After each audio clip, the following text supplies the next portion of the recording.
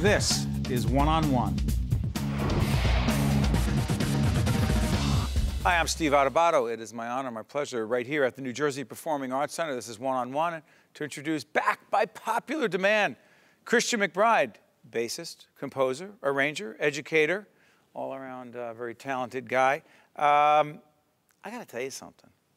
Because I'm a big fan of Twitter. I follow you on Twitter. Right before I came in here, because you were with us last year, I was saying, I wonder what's up with Christian before I came out. Yeah. What did you just tweet before you came out? Well, you know, it's been one of those days. I was having a little salad in the dressing room before, and a tomato just splat right all over me. Is that why you don't have a jacket? That's why I'm jacketless. See the things you find out on social media? Exactly. By the way, let's get into this. We'll talk about your CD and everything else coming up. And by the way, connect yourself to this place, NJTV. What's your connection? Well, for the last 2 years now, I was named Artistic Advisor of Jazz Programming here at NJTV, and also the Artistic Director of the TD James Moody Democracy of Jazz Festival. And it's just been a thrill to be involved with NJTV. It's such a great organization. It's a great place. Yes, it is. Now let's talk social media. Okay. How important has social media been to you, for you, to have folks not just follow you, but to interact and communicate with those who care about what you do and why you do it? It's got to be the most powerful tool in American culture right now. I mean, social media as a whole could arguably be more powerful than mainstream media, because all you have to do is tweet something or put something on Facebook. Something more significant than tomato, right? Because it depends. You never know what people are affected by. But all serious stuff gets tweeted. Yes. Serious stuff about music, about culture. That's right. We're taping this right a few days after a very historic and very painful, controversial. It's not even controversial because it's so clear cut. And for so many of us, the decision in Staten Island not to indict the police officer in the case involving Eric Garner. Social media plays a role in bringing people together, does it not? Indeed, absolutely.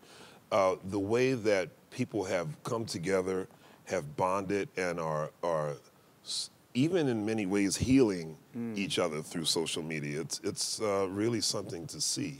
Tied to music too? Yes, How absolutely. so? Well, you know, there have been famous leaks, you know, where new CDs that aren't officially available yet can end up on someone's social media page, or the most obvious things, you know, telling people where you're performing and things like that. And you get to really hear directly from your fans and things like that. You hear you start to get a sense of what they're really listening to and what they're paying attention to. Your background.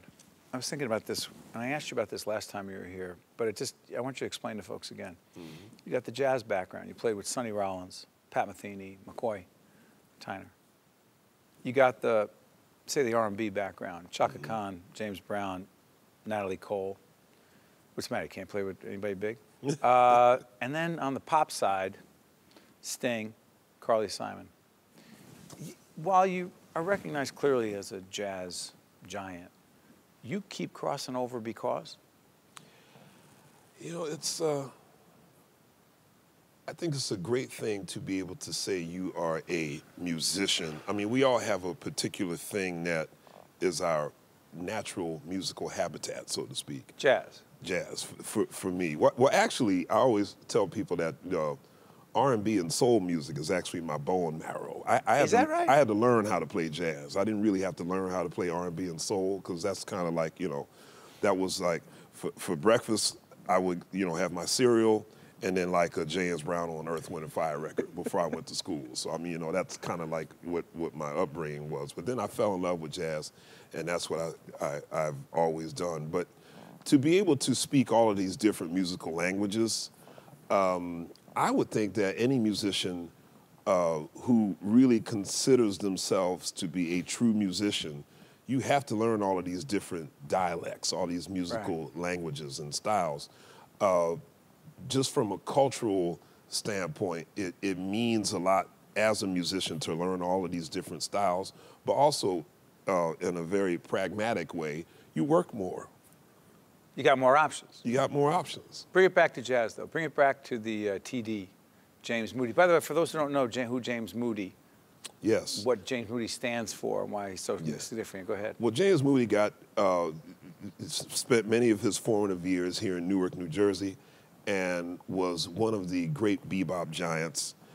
He and Dizzy Gillespie walked arm in arm for many, many years, just kind of redefining American music. And James Moody, not only being such a great musician, but he was just the most wonderful man. Everybody loved him. He was the consummate showman, you know what I mean? And that's a balance that you don't find too often anymore these days. You know, there's like the serious musician, and then there's the showman.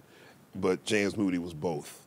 And to name this festival in his honor was sort of a no-brainer. He had to do it. Now, the festival takes place in November. Yes. We're taping this in December. Yes. Obviously, that was the 4th? Third. The third. Yeah. Mm-hmm. How has it grown, and what do you expect from it moving forward? Well, it's certainly, this year was absolutely fantastic. We had so many wonderful musicians come. Fantasia came, Chris Bodie was here, Keith Jarrett was here with his legendary trio. My big band performed, and it's just been a fantastic, it's been great to see this thing build over the last couple of years. People are now really starting to recognize, I think musicians inside the jazz world have always known how important Newark has been to jazz history. But now people outside of Newark are really starting to focus on what a cultural hotbed this city is. So it's interesting. People say Newark jazz, and you think Sarah Vaughan right away. Right. But it's more than that. Oh, goodness. There's Wayne Shorter, there's Woody Shaw, there's Larry Young, there's so many, Hank Mobley, there's so many people that came from this great city. And you think about all of these legendary clubs that no longer exist, like the Front Room and places like that. But it's, I don't, coming back is such an overused phrase, but again, I really do get the sense that Newark is no longer kind of like the little sister to New York City. You don't feel that? Newark. It's got its own brand. Yes, its absolutely. own energy. Yes. And that festival, the TD James Moody Democracy of Jazz Festival, embodies it captures that. That's correct. Yeah. And by the way, I want to thank the folks at TD for making that possible, together with everyone here at NJPAC. What's coming up for 2015 for you? 2015, I will be on the road mostly with my trio. Who's in the trio? Christian Sands on piano and Ulysses Owens Jr. on drums. And I'm also going to be doing some teaching with William Patterson. And I will continue to work with my wife, the great Melissa Walker, at Jazz House Kids, helping to nurture these young musicians of northern New Jersey. That's beautiful. Yeah. I love that program. Thank you. And what set up what you're going to be performing for us? Well, I'm here with my buddy, the wonderful pianist Oscar Perez, and we're going to play a little Thelonious Monk. What? Wait, back up. Say that again. We're going to, which part? The Thelonious Monk part. Yeah. We're going to play some Thelonious Monk. Now, for those who don't appreciate or understand the significance of who Thelonious Monk was. Oh, goodness. Well, everything I just said about James Moody, you could probably amplify that in terms of just his worldwide impact.